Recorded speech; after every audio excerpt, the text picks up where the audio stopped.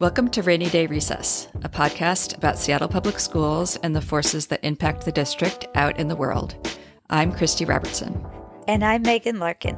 This is week 11 of the Big Three briefing series, where we're tracking bills in the Washington State Legislature related to the key funding gaps for school districts across Washington: special education, student transportation, and MSOC, which stands for Materials, Supplies, and Operating Costs. Christy, do you have your glasses? Oh, you mean the fancy green-tinted glasses that everybody has to wear in budget land? Exactly. Everything looks different over here. The players, the timelines, the norms, the rules. And just when I was getting my orientation in bill land. Although they do have some parallels, which we will point out. They do have parallels. Today, we'll update you on our last two standing Big Three bills, which are making their way through bill land. But our main focus will be making you comfortable in your green-tinted glasses while we take you on a tour of budget land, which has totally taken over the stage at this point. We'll also highlight the bag of tricks that legislators will use to make you think that they're doing their constitutional duty and fully funding education, but they're not actually doing that. Your actions for this week, the main one is going to be just understanding the budget so that you understand the process and are able to discuss. And then in bill land, there's still a chance to email with members of Appropriations Committee because they have not yet taken a vote on our last remaining Big Two bills. Let's talk about bill land first. Let's do a recap. Okay. So the budget is handled like other bills are handled. So we're going to recap the process that we've been through over the past 10 weeks. Yeah. So you go policy, fiscal, rules, floor, crossover, policy, fiscal, rules, floor. We are in fiscal in the opposite house, which is appropriations with our bills that are moving. 5192 for MSOC and 5263 for special education. And we had a hearing. We did. They were both heard on the same day, back to back. Yes. I want to shout out everybody that signed in pro for both of these bills. There was a total of 4,680 people who signed in onto Senate Bill 5192, which is the MSOC bill, and about 3/4 of that total was pro. And for the special education bill, 5263, there was a smaller number of sign-ins at only 2,588, but only 10 people signed in con. So that's amazing, and thank you for everybody that signed in pro. Prior to this session, I think people thought that 500 sign-ins was like a big number. Great job. I feel like people are activated, and that's amazing. It sends a strong message. There were lots of testifiers that testified on both bills, especially superintendents from a great many districts. We'll put a link if you want to listen to the whole hearing because it really was quite inspiring. But here's just a few examples. Sandy Hayes, a school board member from North Shore and the immediate past president of WASDA. MSOCs are like the tire of a car or the roof of a house, boring to spend money on, but if they are not taken care of, they can be catastrophic. If this bill is not passed, we will have to make cuts at every level in our district, from deans at our elementary and middle schools to an assistant principal at each of our comprehensive high school. These are the people that work with our students on attendance and behavior. They are the ones that interact with our students on all the issues that have been brought up during this session. Angela Steck, president of the Washington State PTA. Districts are great at stopping the bleeding, but it's only a matter of time before the fiscal instability catches them. Tora Tanaka, an 8th grader at Robert Eagle Staff Middle School. I've been at Eagle Staff for 3 years, and every single year we run out of paper and pencils, and then the teachers are forced to buy it and pay for it out of their own pockets. My teachers routinely buy tape, pens, markers, erasers, supplies for science experiments, and more. So I urge you to pass this bill to give students their education they require and to support the teachers. Lily Eakin on behalf of McDonald PTA. I have never felt so drained of hope. Walking through the same elementary school where my oldest daughter thrived just 8 years ago, I see a stark contrast. Many spaces that once nurtured learning and support are now empty because of cuts. Where storage shelves were once full of books, pencils, paper, now empty. Our school can no longer provide after-school spaces for struggling children to access math or reading help because our parents cannot afford to hire required janitorial staff to clean and lock the building. This service used to be provided by the school district from MSOC funding. Floors are dirty, rooms are unkept, morale is down now more than ever because our once beautiful spaces are gloomy and empty. I understand that our state is experiencing extreme budget deficits. However, our public schools have been making cuts to our children's educational resources every year now for the last 4 consecutive years. Please support this bill for basic education. My name is Nikki Otero Lockwood, Service Board President for Spokane Public Schools, Board Vice President for WASDA, and mom to a now adult with a disability, reminding me of my why every day. Our district has made incremental improvements for our students with special needs with every dollar invested at the state and federal level, so thank you. We use state inclusionary grant funds to increase secondary inclusion, raising the percentage of secondary students with IEPs accessing general ed for most of the day from about 40% to 60%. We've used one-time ESSER funds and OSPI support to update staff training and staffing to do better for our students with the most behavioral challenges. In 6 years, we've moved from over 6,000 incidents of restraint and isolation to less than 200 incidents of restraint last year. And lastly, our rate of graduation for students with disabilities has gone from 62% to 81% in 5 years. Your investments translate to better outcomes for our students with disabilities. Dr. Mary Templeton, Lake Stevens School District Superintendent, also representing the School Alliance. More than dollars have been lost. Superintendents, we are very creative. We're confident, we're educated, and we're experts in education. And we have not been able to invest that energy into making sure that we are getting systems in place that serve each student, that math scores have gone way up, that ELA, every kid can read and critically think. We know how to do that. And the energy that's taken from all of us to figure out what to cut, how to cut it, who's not going to be with us, what excellent teachers no longer get to serve our students, and how do we explain that to our community who are counting on us? That's where our energy has gone. And the big reveal, Megan. The big reveal is that Dr. Kelly Aramaki, the Bellevue superintendent, said straight up that Bellevue will be in binding conditions at the end of the year if something isn't done to better fund education. I'm Kelly Aramaki, superintendent of the Bellevue School District. As painful as it is to say this as the superintendent, Bellevue is one of a number of school districts that are likely heading into binding conditions by the end of this school year. Bellevue joins districts across Washington, small, large, urban, rural, in having to cut millions in order to make up for the insufficient funding for public education. Lack of sufficient state funding for special education is the largest driver of our $20 million budget deficit in Bellevue. My humble ask on behalf of the 2,300 amazing children with IEPs in Bellevue is that you'll find a way to pass and fund this bill with its multipliers and the reduction of the safety net threshold. That was after he said that they were going to be laying off 150 staff. My school board this past Thursday approved the reduction of approximately 150 staff members. That includes teachers, mental health counselors, assistant principals, to compensate for funding gaps, including the MSOC funding gap. And that's a big reveal because it's Bellevue. It's a big, wealthy school district. It's also important to note that Shoreline, while smaller, is also pretty wealthy, and they will also be in binding conditions at the end of the year. Binding conditions is like school budget land talk for bankruptcy. So if this is happening to wealthy districts, the ones that can't pass bonds or levies, or their property tax values are just not that high, they're in real trouble. So when Dr. Aramaki said that, it was like you could see everybody on the committee perk up a little bit and be like, what? So, yeah, that's a bombshell testimony. Yeah. So the hearing was last Wednesday, and the bills have not been scheduled for exec yet. Correct. That will happen sometime in the next couple of weeks.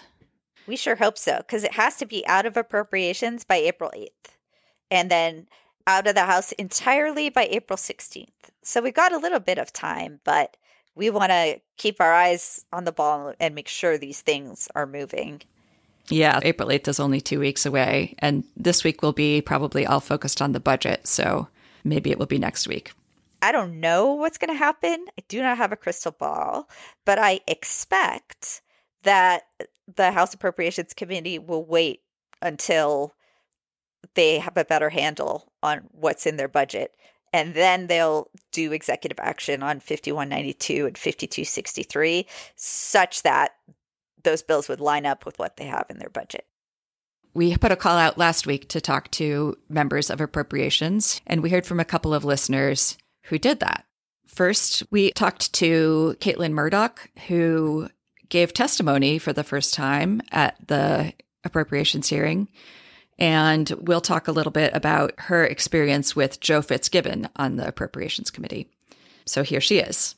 Testifying, it's real time.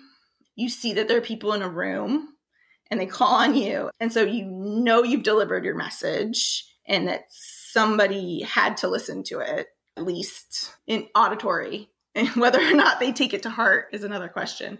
Joe Fitzgibbon sits on the House Appropriations Committee, and he is leader of the House Democrats. And we have tried to set up meetings with him both times that we've gone down, and he has not scheduled those meetings. We were able to catch him coming out of the chamber and have a conversation in the hallway as best we could, in which he was very defensive, I guess, about prioritizing education over other things in the budget, and gave the counter argument to everything that we were saying. So it didn't seem like he was listening then. We also heard from a listener, Meg, who went to her 33rd district town hall. And I'm just going to read a little portion of her email. As someone who has voted for Gregerson several times and is generally really happy to be represented by her, I was pretty underwhelmed with her response around education. She was very strong in other areas, but didn't sound terribly fired up about education. So, long story short, Mia Gregerson needs to hear more from us. Yes. And thank you so much to that listener. And thanks to Caitlin for letting us know we need to reach out to Fitzgibbon as well. We will link you to an email template to help you reach out to those folks around the remaining two big three bills. We also have an email template specifically for Gregerson if you're in the 33rd. Please consider reaching out to Mia Gregerson. If you happen to know that your legislator is Macri, Berg, Bergquist, Fitzgibbon, Paulette, Ryu, Springer, or Street, congratulations, you have a legislator on House Appropriations. Yeah, it's pretty exciting stuff. Glasses on? Glasses on. We are crossing the Rubicon. We are now in budget land. The next 5 weeks is largely about the budgets. And this is where I have not followed very closely in the past and is more confusing to me. So as I'm learning, we're going to work to try to make it understandable to everybody. And so let's first talk about, how does this budget process even work?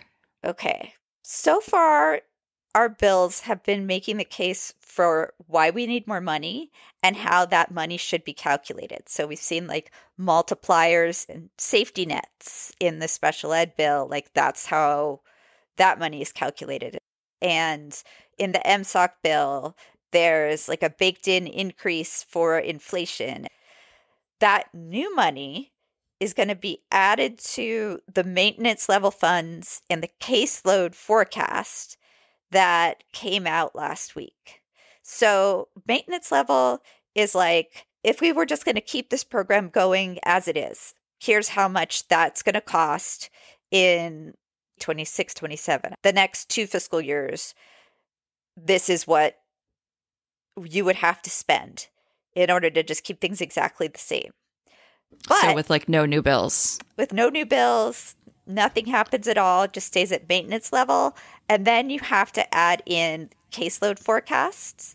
So maybe they're looking at special ed and there's expected to be more kids that need special education services.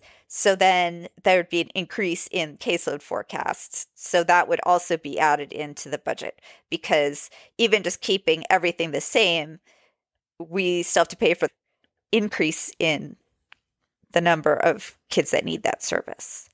This has been a big conversation topic this session with, I think, early learning.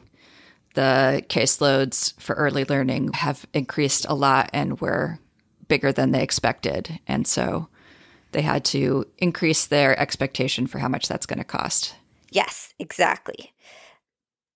And costs have gone way up due to increased caseloads and then also inflation. So something to watch out for is Bag of tricks. Legislators are going to try to take credit for maintenance level plus caseload forecast as being like an accomplishment. So Republicans, they wrote their version of a budget. I think they're like, we're going to spend $35.9 billion on education. And that's what you have to spend. That's already what the current formulas calculate that you would have to spend. That's just what you have to spend. You can't dress it up like you're putting more money towards more need. You're just keeping pace with the basics. And so, let's see. Last week we talked about the revenue forecast. The House and the Senate needed to see the revenue forecast before they could do their final budgets. And that revenue forecast was released on March 18th, last Tuesday. I guess this maybe is the right time to talk about one of the things that I found very confusing with the budgets and the forecasts and everything is the different numbers. Like the number I had internalized was between 5 and 15 billion for the state shortfall.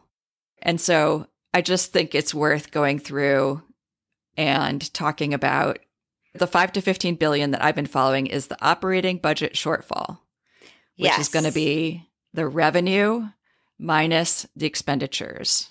The expenditures are what's determined by the maintenance level plus any new bills. And the revenue is the expectations for what's coming in, mostly from taxes. Yes. Any changes that might be federal or any other level can impact how much money that the state is bringing in.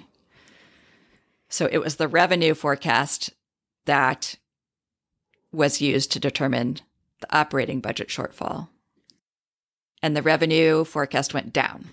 Yes. And it went down by close to 900 million, which means that the operating budget shortfall projection went up about the same amount. So it's now looking like around 15 billion of an operating budget shortfall. Which brings up another thing that confuses me about these budget is the outlook period.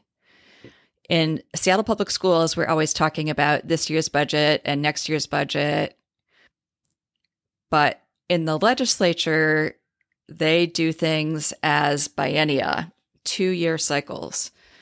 So when they talk about an outlook period, they'll usually say the biennium or the 4-year outlook, which is 2 biennia.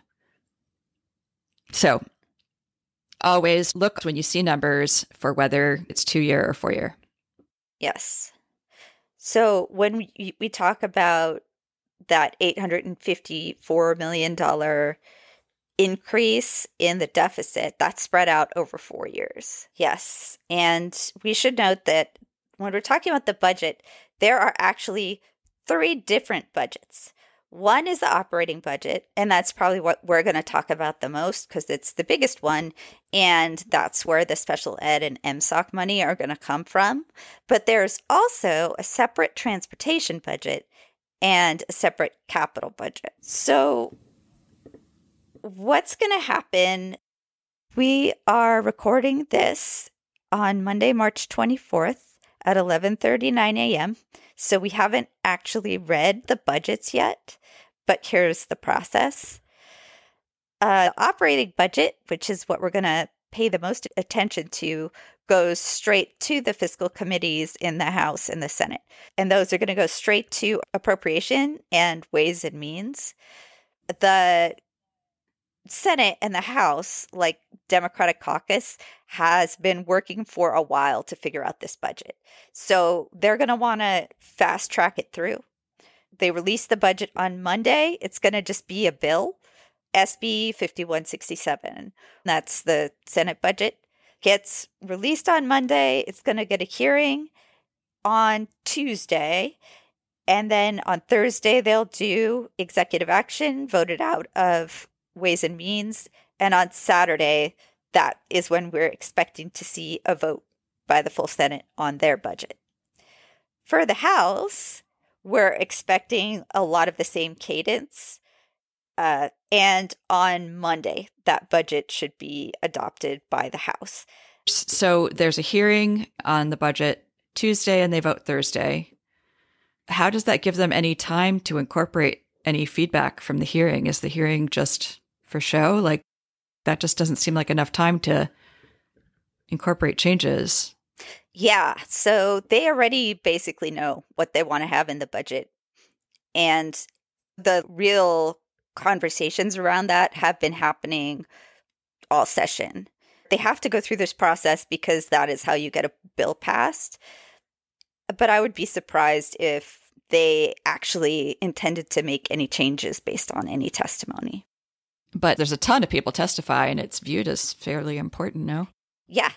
I think people testify at Tuesday's hearing in Ways and Means and Appropriation because then that stuff goes on the record. And the things that you say at that hearing, legislators who are your allies will get to use those anecdotes and the points brought up during hearing to make their case in the conference committee for more money for your thing. Oh, okay. And the way that the hearings work on the budgets is that it's like a long hearing, and they break it up into different sections. So they'll often start with K-12 education. And so anything related to K-12, that'll be at the beginning. People will come in and testify just on that chunk of the budget. And then they'll go through all the different other areas. Yes. Yeah, it's a marathon hearing. So this is what I expect to happen, but this year is an outlier in many ways. Who knows? What I think is going to happen is the Senate is going to vote 5167, which is their operating budget, out of the Senate on March 29th. And the House, I think, is going to do something called catching it on the fly, which means it's just going to go straight to the House floor. And the House is going to just do a striker amendment, strike the Senate's entire budget, and just replace it with the House budget. So then you have two different versions of Senate Bill 5167. One is the Senate budget, and one is the House budget. Okay, so and then that's like the starting place from where they can try to reconcile the two versions. Yeah, if the Senate and the House can't agree on a bill, something called a conference or concurrence committee get together. They look at the Senate version of the bill and the House version of the bill, and they do negotiating, trying to all get to one version of the bill. I think that Republicans are going to look at the operating budget. They're going to see that it has new revenue baked into it, and then none of them are going to vote for it, either in committee or on the floor, because they're just not going to support anything with new revenue, full stop. So as far as our advocacy work goes, I think that's important to note, because if you have a GOP rep, they're just not going to vote for the budget no matter what. So they don't have a lot of influence at that point. Traditionally, the governor has acted as a bridge or connector when the House and the Senate can't agree on a bill. So you'll get the House budget, the Senate budget. They do a conference committee, and they're trying to make a compromise, but it's difficult. So the governor comes in there and helps mediate that. I don't know, though, what Ferguson will do. He is a mystery. We will see. It's also worth noting that there's a lot of new legislators, too. So there's a lot of things we don't know And so because we don't know how these various actors are going to behave, it's really difficult to predict how the budget is going to go. But generally speaking, the farther apart the two proposals are, the more difficult the negotiations are going to be. Ideally, there is a budget that's passed before the end of session, right? So the session gets over, or the regular session gets over on April 27th, though, and knock on wood, that's when this session will get over, but I think there's a possibility that they have to extend the session just because everything is so crazy this year. They have to have a budget, though, passed by June 30th because the next fiscal year starts the next day. So for the legislature, fiscal years start July 1st. Okay, so that is the process. A thing to note for districts is that they are already well in the process of developing their local budgets.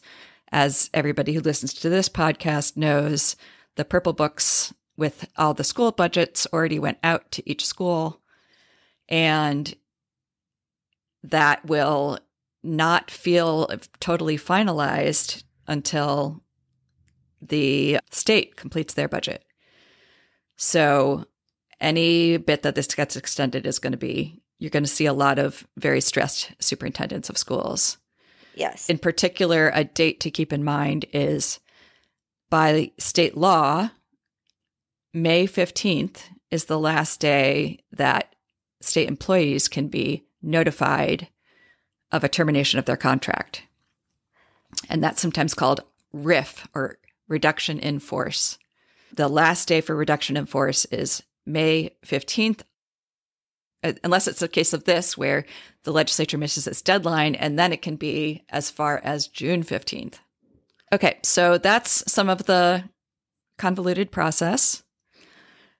At the time of recording, the full budget hasn't been released yet. The Senate was. Oh my God, 1,295 pages. Yeah. An actual PDF took a long time to load in my browser. Wow. Yeah. But we're not going to delve into this right now. Yeah.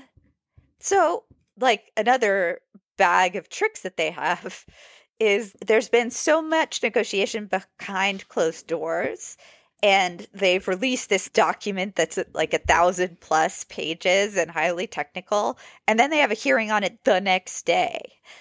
No one's going to have a chance to really digest this in its entirety and come up with super nuanced testimony, right? Like, it has to be the next day. And that's because they want to just try and push these changes through without too much pushback. Yeah, this whole budget land has a lot of man behind the curtain stuff going on. There's a lot that happens behind closed doors. I would love it if those conference committees are on TVW, but I'm guessing that they're not. And that timeline between things keeps information from people who are not super connected and makes it hard for them to weigh in. Yeah. Yeah. So that I'm not a fan of them doing it this way, but this is how they do it. This is what to expect. They negotiate this behemoth, and then they push it through as fast as possible, and then the real negotiating starts once the House and the Senate both have bills that have passed their respective floors. Okay, what else? Maybe we should just say a little bit about revenue. Oh, revenue. Yep. So, big deal this year. The Senate Democrats proposed really a great deal of new revenue. And we're not going to go into a ton of detail or a comparison between the two, but we will probably do that in future weeks. But just want to kind of run through the basics of the kinds of revenue that are being proposed this year. Yes. The House and the Senate Dems have both released revenue packages and they seem like they have the same type of packages, including a wealth tax, B&O tax, reforms to property tax, and the levy lid, as well as closing a bunch of budget loopholes. Actually, there's billions of dollars of tax loopholes that could be going out to schools and other places. Here are Senators Noel Frame and Jamie Peterson talking about this at the Senate Revenue Proposal Rollout on March 20th. There are a number of tax preferences in statute that were passed in the context of some federal state law. And what's happened since the time that was passed is the underlying law has changed. And therefore, the conditions under which we passed it and the public policy objective to be met, it's not the same anymore. So they are legally obsolete. And that is the lens through which we applied that proposal. Senator Solomon and Senator Lovelet, who are the prime and second sponsor, are both members of JLARC. JLARC is part of an overall process that we put in place, I think in 2013, to have rigorous transparency and review of our tax preferences. And our nonpartisan auditors, they go through this. They try to either measure the public policy objective or infer it if that's not clear. And they come back and tell us, you need to review and clarify this, or the public policy was not achieved, perhaps you need to repeal it. And we went through that and looked at where the public policy objective was not met, where it's unclear if it was met, or if the underlying legal conditions have changed, making it obsolete. And that's the tax preferences that you see in the package. In the modern world, we generally try to limit tax preferences, right? So we put an expiration date on them. But in the old times, we didn't do that. So we've got stuff hanging around from the 1930s and 40s and 50s that just doesn't comport with the modern economy or modern conditions. Okay. And that's the whole reason that we have that process. So it'll be interesting to see in the coming weeks which revenue packages have legs and which are potentially going to impact our remaining big three bills. The other thing I think we should mention quickly is the Senate proposing cutting the sales tax. Yes. Which is probably the most regressive form of tax that we have. Yes. So as a way to take this opportunity to make our tax system less regressive, remember that we are the second most regressive state in terms of how we tax our citizens. Yes. We very much need progressive revenue sources and not to be reliant on the regressive stuff that falls disproportionately on the shoulders of working families. Something to note, though, as we are entering budget land, is more revenue overall or more funds overall does not necessarily mean more funds for education. Inslee released budgets in December, one with new revenue, and the one with the bigger pot of money, I believe, had less allocated for K-12. So it's like we got to walk and chew gum at the same time. We got to look at the MSOC and special education bills that are sitting in House Appropriations right now and make absolutely sure that the Senate funding level on those are just the floor. And we do see funding increases, ideally codified into law through those bills, such that we know for sure more money is going to special education, more money is going to MSOC. We need to watch and make sure money is going to the right places. And we will help you do that. Yes. That's week 11 of the Big Three briefing. Please email us at our new email address, big3@rainydayrecess.org. Ooh, cool. That goes to both of us. Yay. Let us know what we made understandable and what needs more explanation, and we will try to tackle that next week. Yes, this is pretty technical stuff. And this is an unusual year, so I think we're going to be doing a lot of learning together. Next week, we'll go more into depth on the budgets and talk about the hearings in the House and the Senate. So keep your green-tinted glasses handy. You can get free cutout green-tinted glasses, as well as our transcripts and our show notes at our website, rainydayrecess.org. Stay curious, stay cozy, and thanks for listening to Rainy Day Recess.